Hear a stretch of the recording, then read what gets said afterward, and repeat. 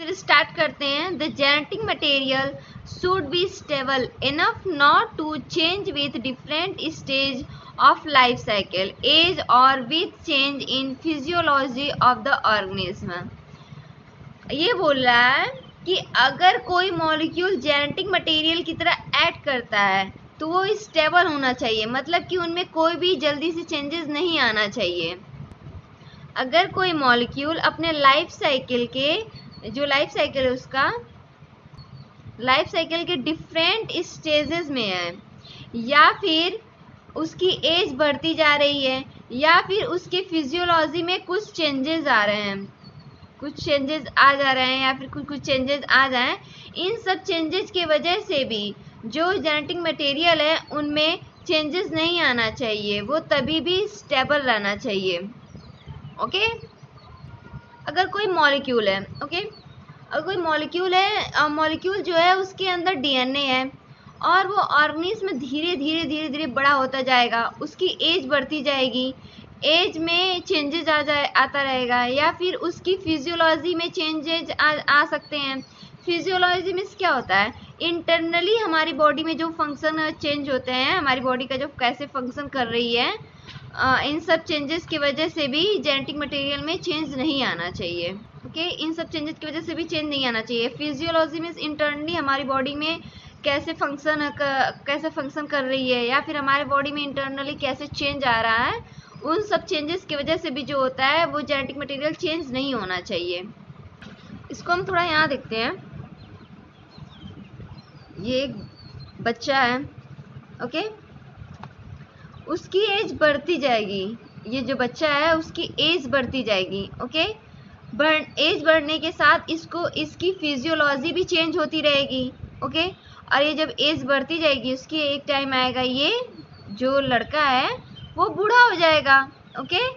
अब ये जब बूढ़ा हो जाएगा तो क्या इसका जो डीएनए है वो चेंज हो जाएगा?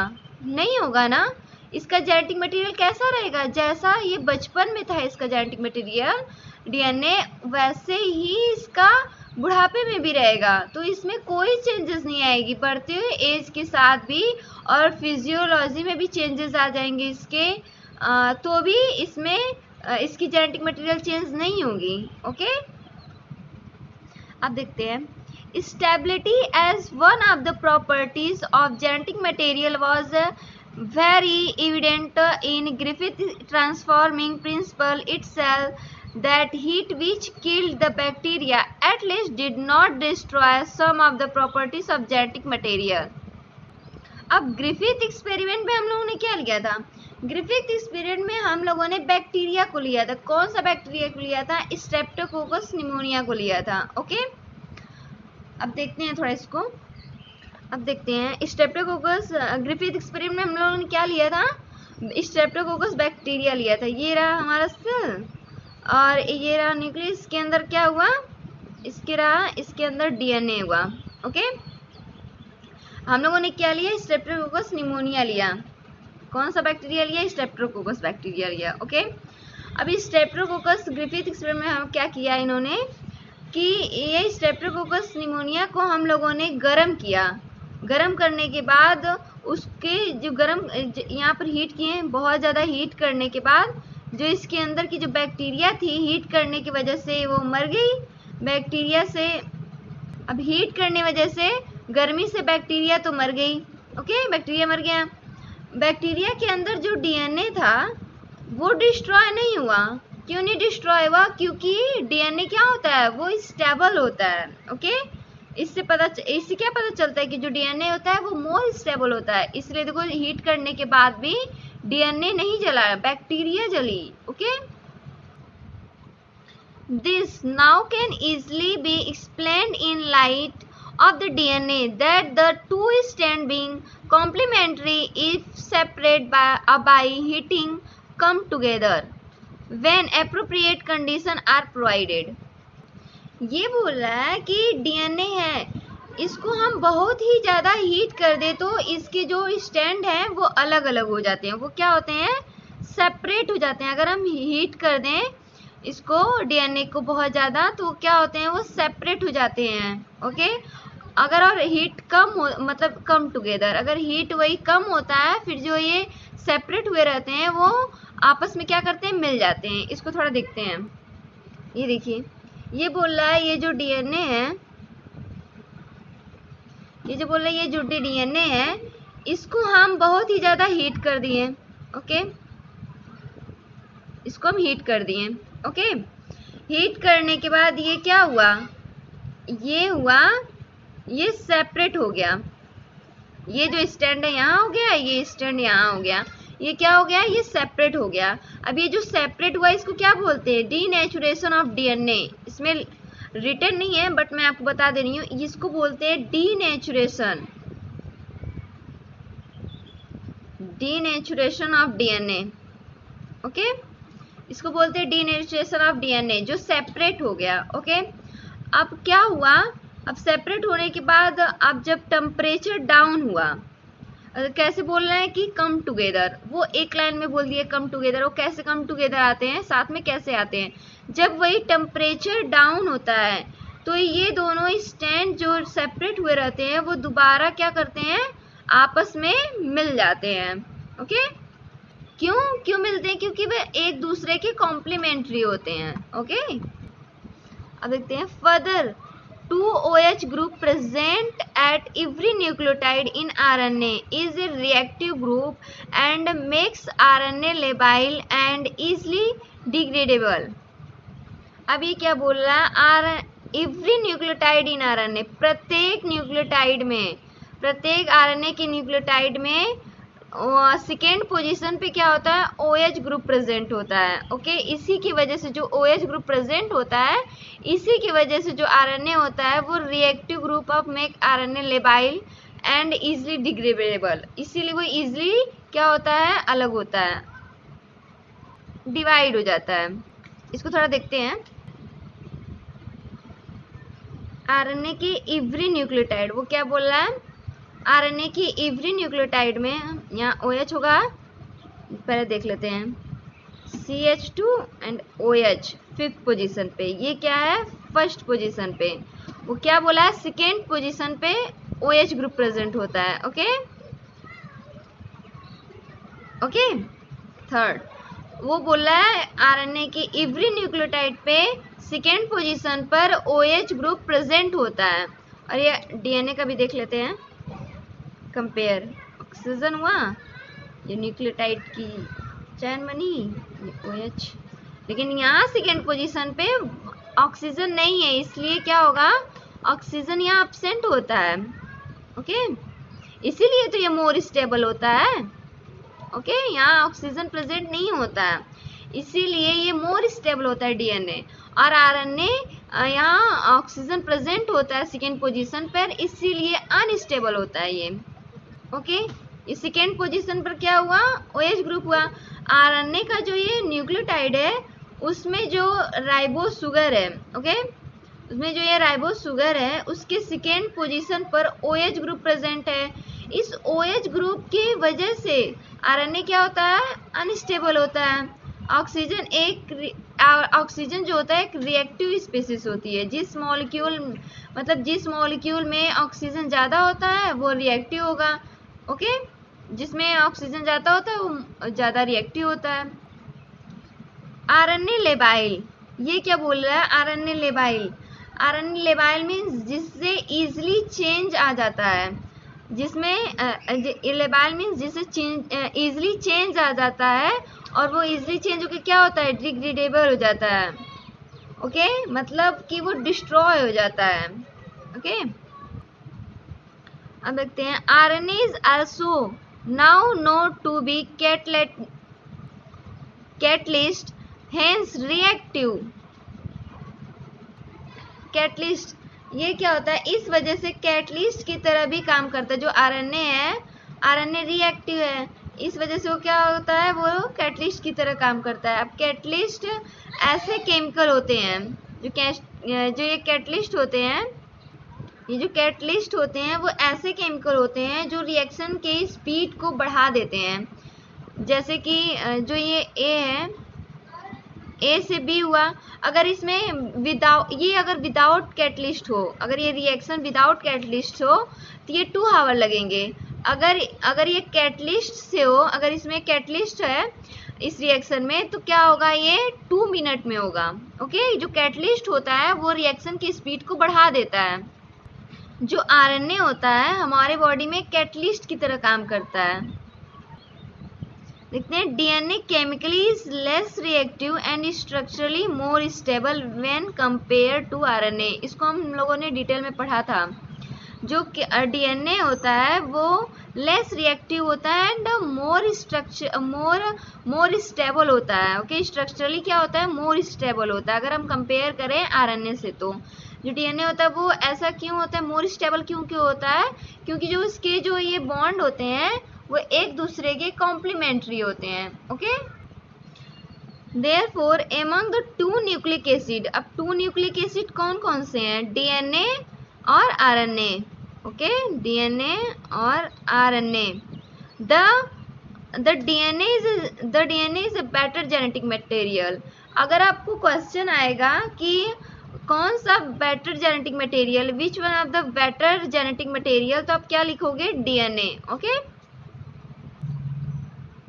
in fact the presence of thymine at the place of uracil also confer additional stability to DNA।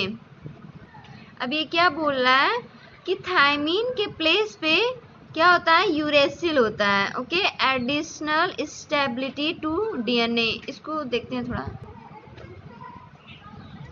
ये है डीएनए और ये है आरएनए। ओके, अब ये बोल रहा है कि डीएनए थायमीन के प्लेस पे क्या है, आरएनए में यूरेसिल है। ओके, डीएनए में थायमीन है इसलिए वो ज़्यादा स्टेबल है। ओके, लेकिन ये डीएनए में जो थायमीन है वो थायमीन अलग से नहीं है, वो क्या होता है कि जो ये यूरेसिल होता है वो यूरेसिल प्लस क्या होता है, मिथाइल होता है, मिथाइल CH3। अब ये जो यूरेसिल और मिथाइल होते हैं ये ऐड होकर के क्या बनते हैं, ये बनते हैं थायमीन। ओके, यूरेसिल और मिथाइल जो होते हैं ऐड करके क्या बनते हैं, थायमीन बनते हैं। और ये जो मिथाइल होता है ये हाईली स्टेबल होता है। जो मिथाइल होता है ये हाईली स्टेबल होता है। अब ये जो मिथाइल है वो हाईली स्टेबल है, तो वो किस में है, वो थायमीन में है। ओके, इसीलिए जो होता है अब थायमीन, अब जो मिथाइल है वो थायमीन में ऐड करके यूरेसिल से बना। अब जो थायमीन है वो किस में है, वो डीएनए में है। अब जब डीएनए में मिथाइल मोर स्टेबल है, वो थायमीन बनाया। ओके, थायमीन में है, थायमीन किस में, डीएनए में, इसीलिए डीएनए मोर स्टेबल होता है। Okay, detailed discuss about this require understanding of the process of repair in DNA and you will study this process in higher classes। ये बोल रहा है कि आगे की जो डिस्कशन है डीएनए की अंडरस्टैंडिंग, कोई भी समझने की रिपेयरिंग है, उसको हम आगे हायर क्लासेस में पढ़ेंगे। फिर देखते हैं आगे। Both DNA and RNA are able to mutate. ये बोल रहा है कि अगर डीएनए और आरएनए में कोई भी चेंजेस आते हैं तो उसे क्या बोलते हैं, उसे म्यूटेशन बोलते हैं। ओके, हमारे डीएनए आरएनए में कोई भी चेंजेस आते हैं तो उसे क्या बोलते हैं, म्यूटेशन बोलते हैं। In fact RNA being unstable, जो आरएनए होता है वो अनस्टेबल होता है, म्यूटेशन एट ए फास्टर रेट। ये क्या बोल रहा है, जो आरएनए है वो अनस्टेबल है इसलिए वो फास्ट चेंज करता है, फास्ट म्यूटेशन जल्दी होता है उसमें आरएनए में। ओके, लेकिन डीएनए में क्या होता है, फास्ट चेंजिंग नहीं होता है। आरएनए में क्या होता है, फास्ट चेंजिंग होता है। यहाँ देखते हैं, ये देखिए बना हुआ है फिगर।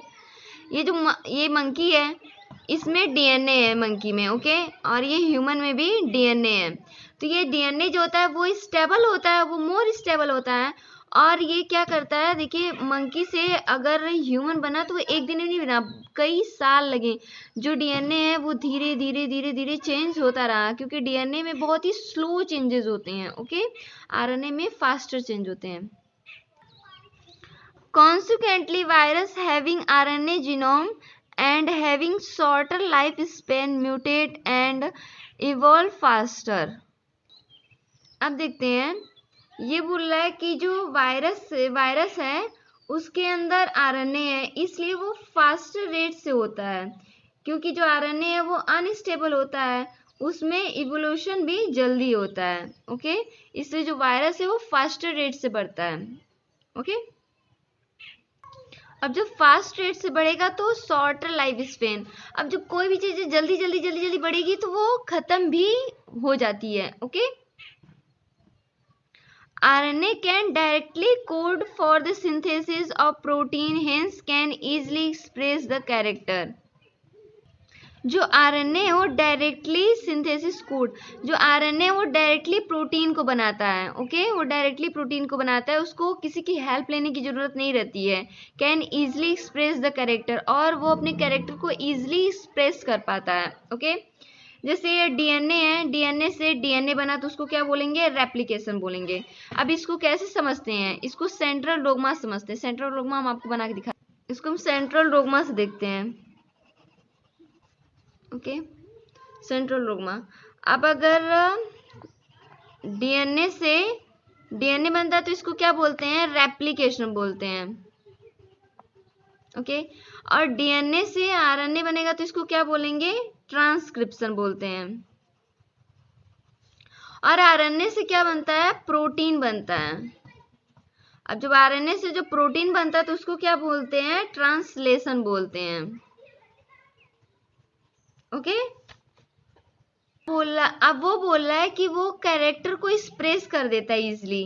तो देखो, जो आरएनए है वो डायरेक्टली प्रोटीन को बना रहा है। ओके, जो आरएनए वो डायरेक्टली प्रोटीन को बना लेता है, वो इजिली कैरेक्टर को एक्सप्रेस कर लेता है। कैरेक्टर इजिली, कैरेक्टर क्या होता है, कैरेक्टर मीन्स होता है हमारे जो आंखों का कलर होता है, बालों का कलर होता है, हमारी बॉडी, हमारी हाइट, ये सब किस पे कैरेक्टर, ये सब कैरेक्टर किस पर डिपेंड करता है, ये सब कैरेक्टर प्रोटीन पे डिपेंड करता है। ओके, जो डीएनए है वो डायरेक्टली प्रोटीन को नहीं बना सकता, इसलिए वो किसकी हेल्प लेता है, वो आरएनए की हेल्प लेता है। अब यहाँ देखते हैं DNA however is dependent on RNA for synthesis of protein। अभी हमने जो आपको बताया कि जो डीएनए है वो डायरेक्टली प्रोटीन को नहीं बना सकता, वो किस पर डिपेंडेड होता है, वो आरएनए पर डिपेंड होता है। ओके, वो यहाँ पर लिखा हुआ है इस लाइन में, जो भी हमने आपको बताया, वो आरएनए डीएनए किस पे डिपेंड होता है, प्रोटीन बनाने के लिए आरएनए पर। The protein synthesize machinery has involved around RNA. जो प्रोटीन है, ये जो प्रोटीन है, जो प्रोटीन बनाने की मैकेनरी है या फिर मैकेनिज्म या रिएक्शन जो है वो किसके अराउंड रहती है, आरएनए के अराउंड, आसपास घूमती रहती है। ओके,